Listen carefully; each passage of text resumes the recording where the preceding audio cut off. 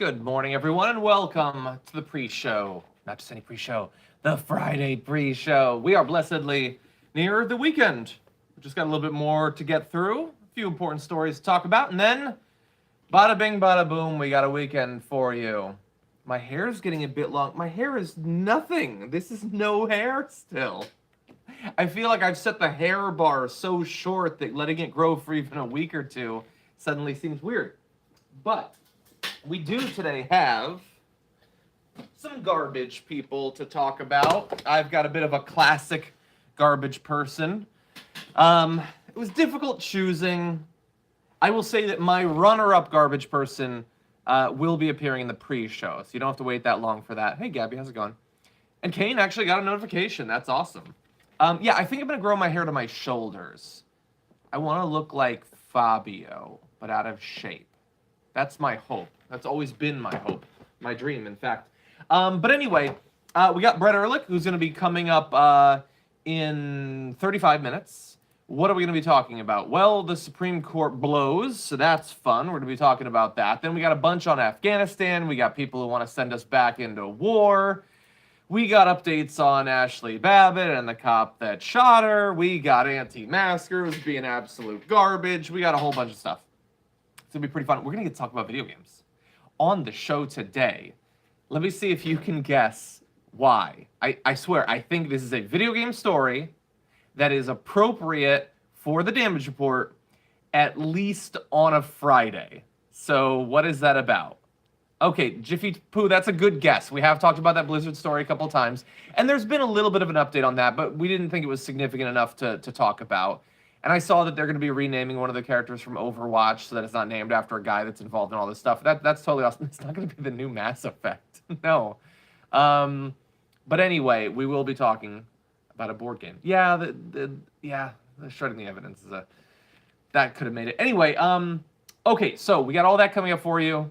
One of you might have guessed it. We'll see. Anyway, let's go through a few of these pre-show stories. I think this is going to be kind of a short pre-show. I only have a few things that I really want to talk about. One, we're going to start off with, this is a variation on how we normally start the pre-show as we launch into this Delta variant wave. And this is not a story of a person who inevitably got COVID because they didn't take it seriously. This is not that.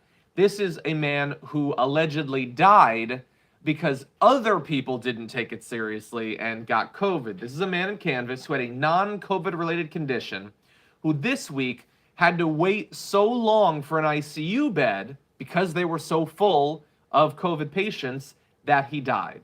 He went to a local hospital for a routine procedure in which his heart stopped. He was airlifted to a different hospital in Wichita. There, he was told by doctors he'd need to go to another facility with a neurological intensive care unit. Hospital staff looked for a place that could take him, but the waiting list for beds was so long that he wasn't able to actually get the help. So let's see, on Friday they were starting to try to transfer him to another hospital, but that fell apart. A bed opened up in a different hospital and he was transferred. Some of the neurological ICU beds were turned into beds for COVID patients. Yeah, so look, it is almost certainly the case that people in this sort of situation are not going to make news. Like, you don't generally hear about this sort of thing. But we know that this is happening. We know that having... Jess, I'm really sorry to hear that. I had seen your message yesterday about it. That's terrible. I'm really sorry. But anyway, look, there's going to be people in this sort of situation who desperately need help, and it's just not going to be available because the healthcare system has been overwhelmed. I mean, we are like exactly in the same time or the same situation that we were in when we began this whole thing. Remember flattening the curve, that whole thing? Like, that was this. That was... It's not just about not having the COVID cases. It's that we can't have so many all at once. It's just too much for the system. And that's where we're at right now. And so individuals are dying as a result of it, even if they don't get COVID. There will be others who will die of COVID that didn't necessarily have to, except that the system is so overwhelmed that they can't even get the the palliative care and the treatments and stuff like that we've been able to come up with for a year and a half. Dorothy says my hair is getting long too. This really is not long, but we will see. Alyssa said, John, since when has a heart condition become similar to a neurological brain one? I don't understand your question. The issue there is that the ICU areas are getting overwhelmed, basically.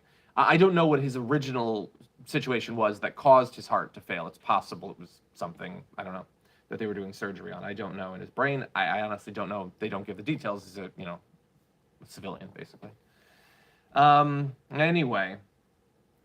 So as I alluded to earlier this week, it's the 4-year month anniversary of me being in the Arctic, and it does make me makes me sort of nostalgic. And so I might grow a little bit, the hair, the facial hair, that sort of thing. We will see. We will see. I'm going to get sick of it. It never looks good, so that'll be fun. I don't know. I'm not doing it because I think it'll look good. It never has. But I don't know. I just kind of want to be in that same feel. Get ready for True South, maybe. Anyway. Okay. So here is the runner-up garbage. Oh, yes. Thank you. Drink water and don't be racist. This is wait a second. We got some breaking news. Oh, thank you, Lindsay Rob. That's really nice of you. This is not a Shop TY t-shirt. This is an AOC shirt. Hold on. I'm seeing some breaking news. I don't know if it's true. Let's still seeing nothing. Don't be deceiving me about breaking news. Okay. Florida judge just ruled that Ron DeSantis' ban on mask mandates in schools is unconstitutional. Okay, that is good. That's good. And honestly, you know what? No, I'm going to save it because we have a section where we're going to be talking about the anti-maskers. We'll talk about it tomorrow. Or tomorrow. We'll talk about it on the show in just a little bit. Thank you for letting me know about that. Join the long-haired boy club. Oh my God. The Blue Dragon says, get a haircut, you dang hippie. Oh, jeez. Was it cold up there? I mean, yes. There was times when it was very cold. When we were on the glacier and when we were camping out and everything, it was cold. It was cold on the boat sometimes, when there's literal, huge chunks of ice floating around in the ocean around your ship. But it wasn't as bad as you might think. Antarctica is apparently much colder. I will say that. Breaking news. I just saved 15% of my car insurance by switching to Geico. Thank you for that update. Anyway, okay, so here is the runner-up garbage person of the day. It is a police officer. There's body cam footage of a shooting. We're not going to show it. I honestly don't even know if it's available. I don't want to see it. I'm not going to show it. I feel that way very often about a lot of this, but I'm really of two minds because I feel weird and bad about showing violence because I don't want people to get a thrill out of it or anything, a kick out of it. But if you don't show it, then are you protecting the terrible people that do it? Anyway, look, I'm not working that out right now. I'm just letting you know I go back and forth about that a lot, about things like identifying the people who do these terrible things. And so usually I err on the side of showing it because I feel like it's important, for you to know what these cops have done. In this case, it's a little bit different because this is not a person that was shot. It's from the Washington Post. Body cam footage shows police shooting a playful puppy. He was curious and excited to greet this officer. This is from June 2019. Man, the middle of 2019 was a big time for hiding body cam footage for 2 years. Colorado police officer arrives at an empty lot where Wendy Love and her husband Jay Ham had parked their truck, let the dogs out so they could stretch and drink water. The cop pulls out his gun, points it at the dogs. The officer yelled for the couple to call the 14-month-old puppy back. They did, and the dog complied. A different dog jumps out of the truck and ran towards the officer. The cop fired 2 shots at the puppy. laying it out. The body cam footage, and again, the video's out there. I'm not showing it, so I'm not flipping you around. Don't worry about that. It says, why did you do that? I don't know, because he's coming after me like he's going to bite me. Apparently, the dog had no history in its brief life of violence or anything like that. Anyway, apparently the body cam footage later on shows them, the cops talking more about this, about what charges they should try to get against the couple. The couple had said they were going to the media with it. And the cops, of course, know that the footage exists. They also know that they can wait a couple of years before anyone knows about it. They apparently told a vet that the dog had been attacking the cop. So this is the sort of thing where, again, like if you didn't have the footage, what would you actually know? These official reports almost always lie. They say that people died from car accidents when they died from being beaten. They said that Floyd died because of just a health problem, not because, like, no acknowledgement of the fact that you were on top of him. If this was the official record, what the vet knew, then the dog did attack the cop, except that he didn't. We know that from the footage. So anyway, by the way, this is the same area where, you might remember from last year, there were the cops that tackled the 73-year-old woman who had dementia, and then on video they were like laughing about it, like having a good time about it. The same exact area. They attack 73-year-old women, they attack dogs, and the only reason we really know about any of it and how terrible they are is because of the footage that they work so hard to make sure that we never see. Bernie the Kiwi Dragon says, what's this I hear about the Supreme Court and the eviction moratorium? We will actually be starting our show with that today. Ryan says, hey Ryan, says, when climate change forces everyone to change our diets, which two of these three would you accept to eat daily? Bugs, GMO plants, and or stem cell meat? I mean, I guess stem cell meat and GMO plants. I've eaten some bugs for Think Tank. We did a thing about that. Can I just eat regular plants? Sarah, welcome to Tier 1 YouTube membership. Thank you for being with us. Imagine shooting a puppy. May Money to Billing says, I got last minute tickets to Green Day tonight. No worries. You have to have proof of vaccination. I'm so freaking juiced I gotta wake and bake. That's good. I'm glad that they're taking it seriously and requiring vaccination. Are they trying to be cartoonishly evil? It certainly feels like that sometimes. Okay, please hit the like button if you haven't already. We are getting close to our final story. We only have a few minutes. I'm just going to briefly mention... did I play the video? I guess. No, I don't know. You know what? No. No, not today. No. In a minute, we're going into our final story. That's how we're going to do it. There's some things that I really have to feel out whether I can talk to them. They're titillating or whatever politically, but I'm just not. No. Anyway. No, it's not about Tucker Carlson, but it might as well be. It had to do with Trump. Anyway, okay, I'm assuming that we will get to the 1,000 likes. So you know what? We're just going to press on with our final story. So, Congress people get challenged, even popular ones, even if the challengers know they have absolutely no chance of beating them. It happens. And so it goes on. Representative Alexandria Ocasio-Cortez has a Republican, Tina Forte, who is apparently going to be challenging her, and she's going to be absolutely destroyed. And so, I guess on some level, what does it really matter who this person is when they have absolutely no chance of getting elected? They'll, raise $2 million from Wall Street and it'll all be wasted or whatever. Well, this is a pretty bad person, though. You should probably know about it. So, Snopes had been doing some investigation of QAnon activity on Facebook, and what they found was that Tina Forte had been involved in several different ways. So, she used hashtags, including Save the Children, referring to the debunked idea that Democrats are sacrificing kids and eating them and all that stuff. About satanic blood drinking. So she apparently believes that. She took photographs in October, November, and December of last year with the leader of the Proud Boys. What is she, following him around? Is she a Proud Boys groupie or something? I don't know. I think you can judge people by the company they keep to some extent. And Anyway, let's see. Okay.